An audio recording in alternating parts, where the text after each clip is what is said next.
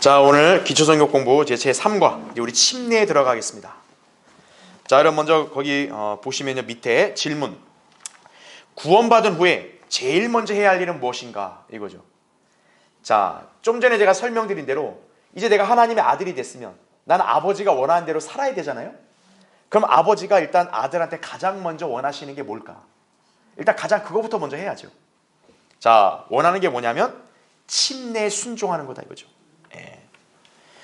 자, 밑에 책 보세요. 예수 그리스도의 보혈을 통해서 믿음으로 말미암아 은혜로 구원받은 것과 하나님께서 그 구원을 영원히 보증하신다는 것을 확신한 그리스도인은 어떻게 그리고 어디서부터 그의 변화된 삶을 시작해야 할까요? 그 첫걸음은 자신의 믿음을 어떻게 한다? 간증하고 침례에 순종하는 것이다 이거죠. 그러니까 제가 아까 얘기했잖아요. 이제 하나님 믿으려고 하는데 내가 도대체 뭐부터 해야 됩니까? 이게 막연하잖아요. 근데 제가 성경적인 절차를 알려드린 거예요. 먼저 여러분이 예수 그리스도를 믿고 구원받았다는 것을 이제 다른 사람들 앞에서 간증할 수 있는 거예요. 나 구원받았어. 나 그리스도인 됐어. 그래서 그 표식으로 뭐 하는 거예요? 침례에 순종하는 거예요. 자, 이 침례가 그러면 구원의 어떤 부분과 상징적으로 맞는지를 제가 본격적으로 여러분에게 설명을 드릴 거예요. 그래서 밑에 단락 보세요. 어떤 사람들은 침례가 구원을 위한 필수 요소라고 주장한다 이거죠. 즉 침례받지 않으면 구원받지 못한다고 가르치는 것이다 이거죠. 자, 침례를 일반 교회들은 세례로 가르칩니다. 그러니까 세례냐 침례냐 이 논쟁에 대해서 일종의 그냥 교파들 간의 의견 차이나 다툼으로만 사람들은 보통 여겨요. 절대 그렇지 않아요. 성경의 전체 용례를 봐도 세례는 없습니다. 침례가 적합한 거예요. 자, 그래서 이제 어떤 교회에서는 세례교인이란 말을 써요. 세례교인. 즉 뭐냐면 세례를 받으면 마치 자기가 이제 교회에 속하고 하나님의 가족에 속하고 내가 구원받은 것으로 착각한다는 얘기죠. 그런 사상이 굉장히 팽배해 있어요. 그러니까 이제 우리가 침례 얘기할 때도 어떤 분들은 그런 오해를 하는 거예요. 내가 침례 받아야 구원받는구나. 그게 아니라는 거죠. 성경은 오히려 반대로 가르칩니다. 뭐냐? 내가 구원받기 위해 침례를 받는다가 아니라 내가 침례를 받으려면 뭘 먼저 받아야 돼요? 구원받아야 된다. 이게 옳은 순서예요. 즉 다시 말하면 구원받지 않은 사람은 침례 받을 자격이 있다 없다? 없는 거예요. 자, 여러분이 그 의미를 먼저 잘 캐치하시고, 자, 38페이지. 자, 그래서 이제 우리는 침례에 관해서 한번 들어가 보겠습니다. 자, 1번. 왜 침례를 받아야 하나요? 이거죠. 자, 하나님이 세우신 교회는 침례식을 반드시 합니다. 즉, 교회에 구원받은 사람이 왔으면은 자연스럽게 침례에 순종하도록 이렇게 인도합니다. 근데 이제 이 원리를 모르시는 분들은 내가 왜 침례를 받아야 됩니까? 이렇게 묻는 분이 있어요. 자, 밑에 A 보겠습니다. 침례 왜 받습니까? 주님의 명령이기 때문에 받는 거예요. 침례는 주님을 섬기는 데 있어서 첫 번째로 요구되는 순종이다라는 얘기죠. 자, 이 침례를 받는 데는 어떤 능력이나 제약이 없어요. 예를 들어 설교라든지 가르치는 거는 은사가 있어야 되는데 침례는 아니라는 거죠. 자신이 구원받은 사람이면 누구나 순종할 수 있는 거예요. 자, 그럼 B를 보세요. 그럼 우리가 성경으로 입증을 해야죠. 자, 구원받고 나서 침례에 순종한 인물이 있냐 이거예요. 있다는 거예요. 자, 1번 일단 누굽니까? 에디오피아 네시죠. 에디오피아 네시는 빌립이 딱 쫓아가서 이렇게 복음을 전하고 나니까 네시가 믿은 거예요. 근데 이제 물가가 보이는 거예요. 그래서 묻죠. 나 이제 여기 물가인데 나 침례 받는데 뭐 제약이 있냐? 그랬더니 빌립이 딱 한 가지만 얘기하고 바로 침례를 줍니다. 자, 여러분이 그걸 이해하기 위해서는 사도행전 8장 한번 우리 펴보시죠. 거기 36절부터 제가 읽겠습니다. 보세요. 그리하여 그들이 길을 따라가다가 물이 있는 곳에 이르자 그 네시가 말하기를 보라 여기 물이 있도다. 내가 침례를 받는데 무슨 거침이 있느뇨? 라고 하니 이렇게 나오죠. 자, 지금 이 사람들이 이제 광야, 사막길을 여행하는데 참 물가가 보이는 거예요. 그러니까 지금 내시는 곧바로 누가 시키지 않았는데 여기 물이 있는데 나 침례받고 싶다. 지금 이 얘기하는 거잖아요. 근데 37절 보세요. 자, 그럼 나 침례받으려면 어떻게 해야 됩니까? 이렇게 물었더니 빌립이 말하기를 조건이 뭐예요? 만일 당신이 마음을 다하여 믿으면 합당하니라. 이게 조건이에요. 다른 게 아니에요. 네가 마음을 다해 믿었냐 이거예요. 그럼 합당하다. 그러면 역으로 바꾸면 만약 마음으로 믿지 않았으면 안 되는 거예요. 그러니까 내시는 지금 믿은 거죠.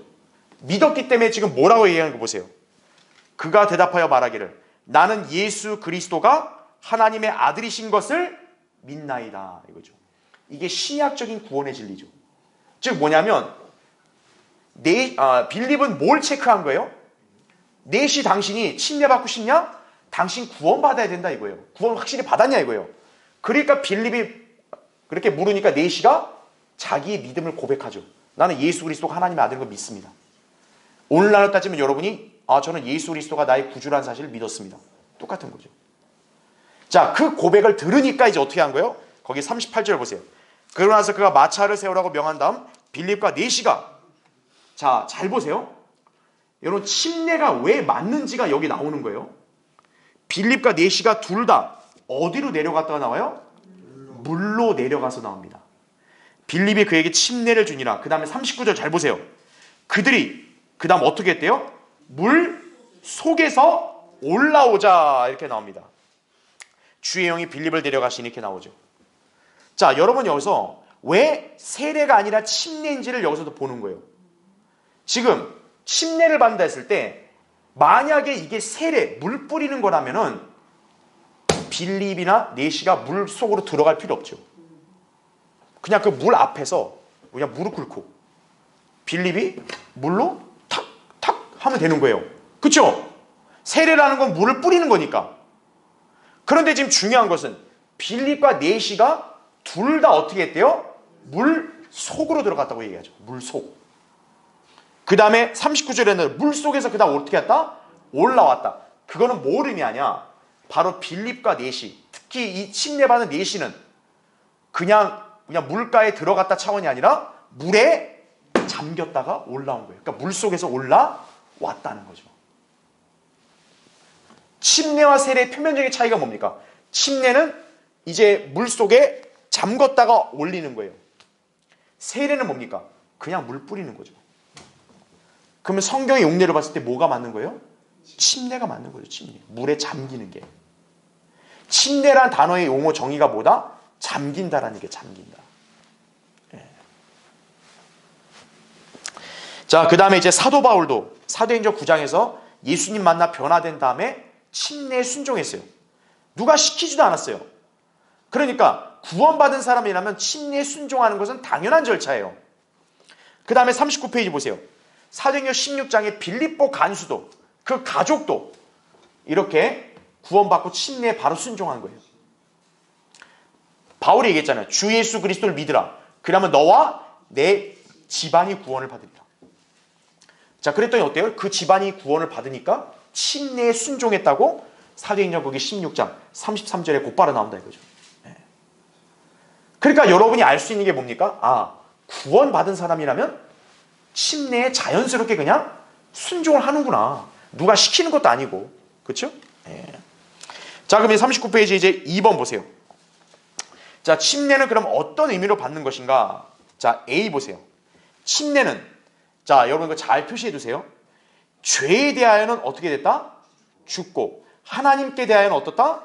살아나는 것을. 즉 이게 침례의 본질이에요. 그리스도인이 구원받은 것을 어떻게 하는 것? 외적으로 표시하는 것이다. 쉽게 말씀드리면 뭡니까? 내가 침례를 받아서 구원받았다 이게 아니라 내가 침례받는 것은 다른 사람들에게 내가 구원받았습니다라는 것을 외적으로 보여주는 행위예요. 예. 그게 침례라는 거죠. 예. 그래서 밑에 B를 보세요.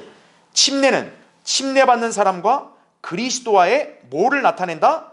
하나됨을 나타낸다라는 얘기죠. 그래서 이것을 설명한 로마서 6장 1절부터 13절은 침례에 대한 영적 의미를 제시하고 있다는 거죠. 그래서 이제 로마서 6장은 내가 찾지 않고 여기 교재로 대체할게요. 1번, 그리스도에 일단 뭐와 하나 되는 거예요? 더불어 죽음이라는 거죠. 자, 이 영적인 침례 잠깐 여기 설명드릴게요. 보세요. 자, 침례라는 단어의 기본적 뜻은 잠긴다 뜻이에요. 자, 근데 이게 영적인 의미가 뭐냐면, 침례가 가지고 있는 영적인 의미는 예수 그리스도와 내가 완전히 하나 됐다 이 뜻이에요. 즉,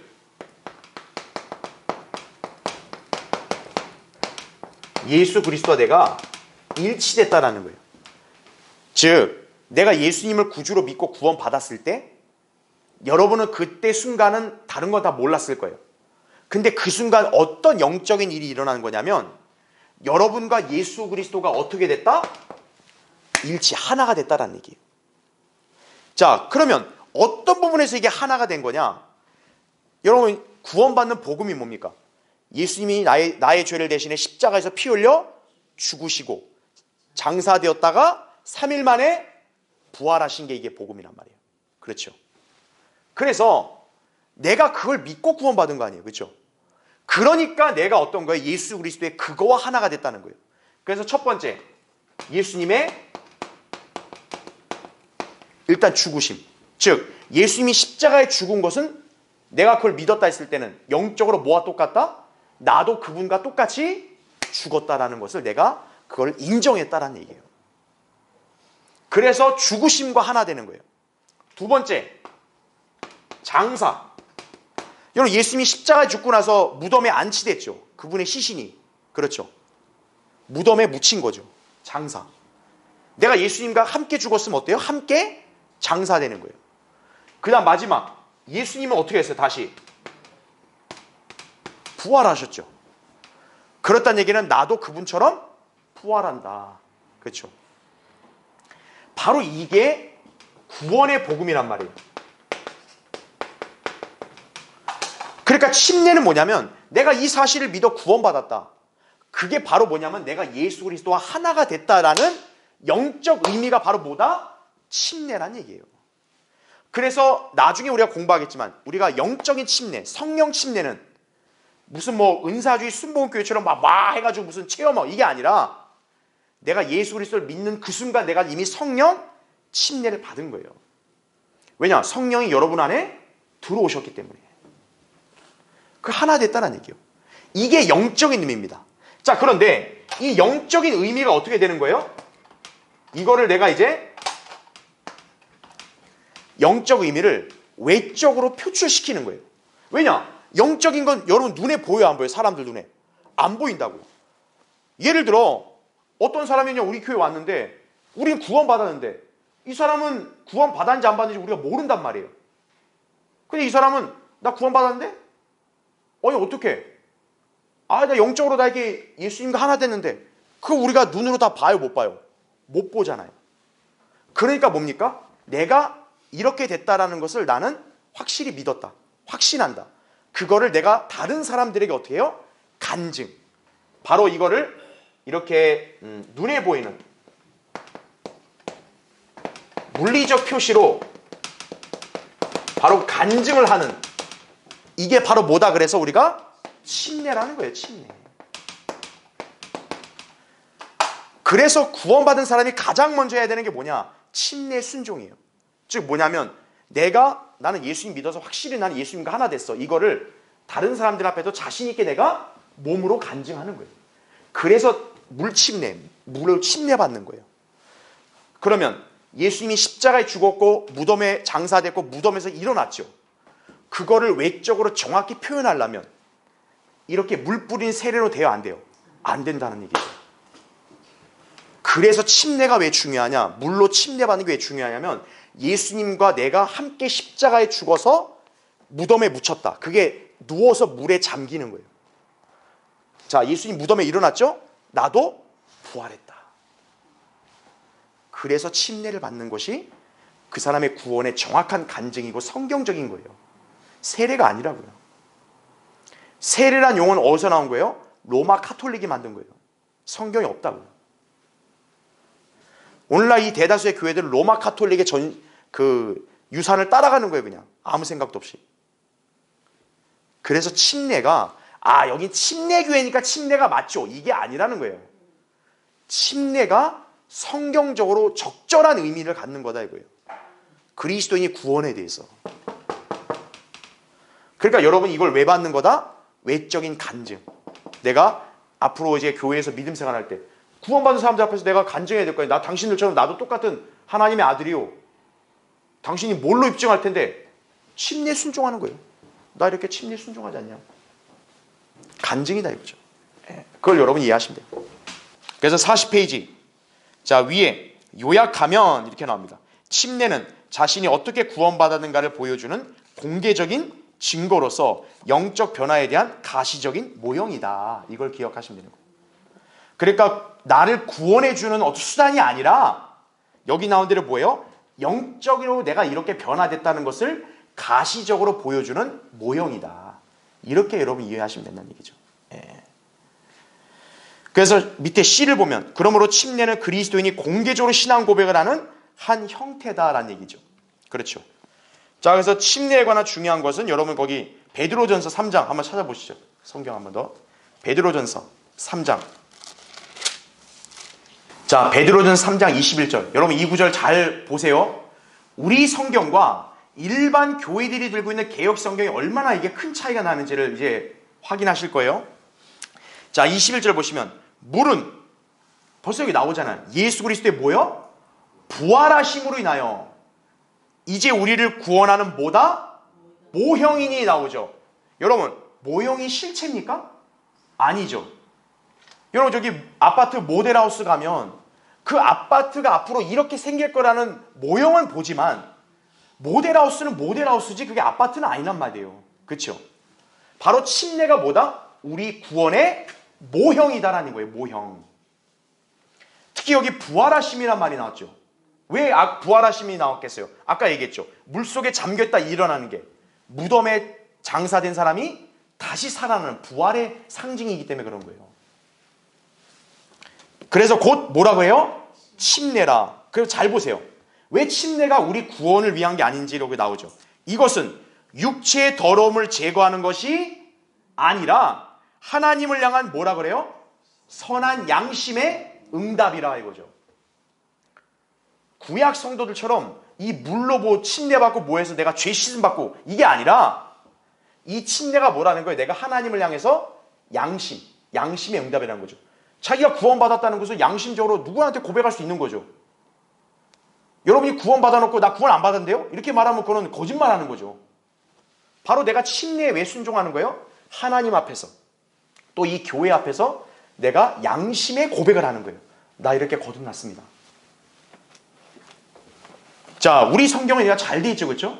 근데 개역 성경에는 뭐라고 돼 있냐면 거기 구원하는 모형이라 했잖아요, 우리는요.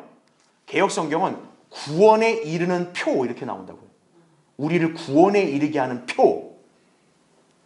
그러니까 그런 성경 구절을 보면 어떤 거예요? 이거 봐라, 세례받아 구원받네 이렇게 되는 거죠. 여기 구원에 이르는 표래잖아, 표. 표가 있어야지. 나 세례 순종하겠습니다. 야, 이거 다 딸딸 외워라. 그러면 외워가지고 막 세례 받는 거예요. 그게 아니라는 거죠. 그러니까 성경이 잘못되면 어떻게 되는 거예요? 엉뚱하게 갈 수밖에 없는 거예요. 그러니까 여러분 왜 이 성경이 중요한지를 봐야 된다고요. 바로 여기서 얘기한 우리는 절대 침례를 구원의 표라고 얘기 안 한다고요. 침례 받는 거 당신이 구원받았으면 간증으로 순종하는 거다. 이 얘기하는 거예요. 자, 이제 3번. 보시면 40페이지. 누가 침례를 받나요? 자, 이거 아까 우리 사도행전 8장 찾아봤으니까 구원받는 사람이 침례받는 겁니다. 그렇죠? 자, 41페이지. 그 다음에 알파벳 B 보세요. 침례받기 위해서 갖추어야 할 유일한 조건. 로마서 10장 9절 10절에 근거한 구원뿐이다. 아까 내시도 뭐라 그랬어요? 빌립한테 침례받기 전에 자기 믿음의 고백을 하죠. 그래서 우리도 침례를 줄 때 어떻게 합니까? 목사가 먼저 묻는 거예요. 아무아무개 형제님, 아무아무개 자매님은 예수 그리스도의 피로 죄 사함 받고 구원받은 거 확신하십니까? 그분이 확신 있게 대답을 해야 이제 내가 침례를 주는 거예요. 만약 그분이 아이 모르겠는데요? 아, 아닌데요? 이러면 아 곤란하다고요 그냥. 아이고 다시 나오세요. 이러면 얼마나 민망하겠어요. 그렇죠? 그러니까 침례를 아무나 주는 게 아니에요. 세례를. 예. 막 10가지 이상 막 물어보고 주는 게 아니에요. 딱 한 가지예요. 이 한 가지. 그렇죠? 자, C 보세요. 구원받지 않은 사람에게 침례 준 예는 없다는 거죠. 예. 자, D를 보세요. 구원받은 이후 즉 침례를 받은 다른 예들은 다음과 같다. 이건 나중에 찾아보시면 됩니다. 자, 42페이지 보세요. 이것도 제가 아까 설명했어요. 침례를 그럼 어떻게 받냐? 일반 교회들처럼 물 뿌리는 세례가 아니라고 그랬죠. 아까 물 속에 들어갔다 나왔다고 했습니다. 자, 42페이지에 그 알파벳 B 보세요. 마태복음 3장 16절에서 예수님께서도 같은 방법으로 침례를 받으셨다 이거죠. 예수님조차도 침례 요한한테 침례 받을 때 바로 어떤 거예요? 물 속에 갔다가 올라오셨다고요. 그게 3장 16절에 물 속에서 올라오셨다는 표현이 정확히 나와요. 예수님조차도 머리에 물 뿌린 세례 받은 게 아니라 그분도 물에 잠겼다가 올라왔다는 얘기예요. 그래서 C, 아까 제가 설명드렸죠? 침례는 죽음과 장사됨과 부활의 모형이다라는 얘기죠. 죽은 사람을 여러분 땅에 묻게 한 게 뭡니까? 땅 속에 완전히 이렇게 장사 지내야죠. 그렇죠? 예. 그래서 침례의 성경적인 방법도 물에 완전히 잠기는 거다 이거죠. 예. 그걸 여러분이 기억해야 됩니다. 그래서 5번 보세요. 자, 침례 받는 게 그렇게 중요합니까? 그 밑에 A, 침례는 구원받기 위한 필수 요건 아니다. 지금 제가 강조한 거예요. 아, 침례 받아야 구원받습니다. 절대 아닙니다. 왜냐? 은혜로 구원받았으니까. 그렇죠? 근데 B를 보세요. 그러나 침례는 이게 중요한 거예요. 주님을 섬기는 일과 그리스도인의 영적 성장을 위해서 어떻다? 필수적이라는 거죠. 쉽게 생각해 보세요. 아, 여러분이 구원받은 사실도 이렇게 자신 있게 얘기를 못하는 사람이 어떻게 믿음 생활을 하냐고요. 아, 성경 지식은 많이 알 수도 있고 적게 알 수도 있어요. 근데 예수 그리스도를 내가 믿었다는 사실은 가장 중요한 거 아니에요. 근데 그것조차도 자신 있게 간증을 못하는 사람이 어떻게 믿음 생활할 수 있겠냐고요. 그렇죠? 그러니까 침례는 이거는 뭐 다른 게 필요 없다 이거죠. 내가 하나님 제대로 믿고 섬기려면 하나님이 가장 먼저 명령하신 거고, 이거는 뭐 내가 양심적으로 고백하는 거, 이거 당연한 거니 내가 당연히 하겠습니다. 이렇게 나와야 된다는 얘기죠. 그래서 이 침례는 하나님이 바로 뭘 보시냐? 순종을 하는지를 보는 거예요. 그러니까 침례가 왜 첫 단계에서부터 중요하냐면, 아, 저 자녀가 내 말을 잘 듣는가, 그거를 하나님이 먼저 보는 거예요. 근데 막 그에 막 토를 달고 딴지 달면서 아이 뭘 어떻게 받아요 이거, 아유 나는 공포증이 있어요 하면서 막 이러고 그럼 순종 안 하는 거죠. 그렇죠? 바로 하나님은 그 자녀가 얼마나 내 말에 잘 순종하는가, 그거를 가장 먼저 보시는 게 침례란 얘기죠. 예. 자, 그래서 이제 43페이지 질문. 침례는 어디에서 받아야 되냐? 간단합니다. 침례는 구원받은 그리스도인들이 모인 지역교회에서 받는 거예요. 구원받지 않은 교회에서는 받아봐야 의미가 없습니다. 왜? 아, 그 사람들 자체가 구원 안 받았는데 뭐 거기서 간증해봐야 무슨 의미가 있어요? 또 침례 줄지도 모르고 구원받은 성도들이 모인 곳에서 목사가 성경적으로 침례를 주는 바로 그 장소에서 침례에 순종하면 되는 것이에요. 예. 그러면 자연스럽게 이제 교회의 믿음 생활을 하게 된다. 이 점을 여러분이 잘 기억하시길 바랍니다.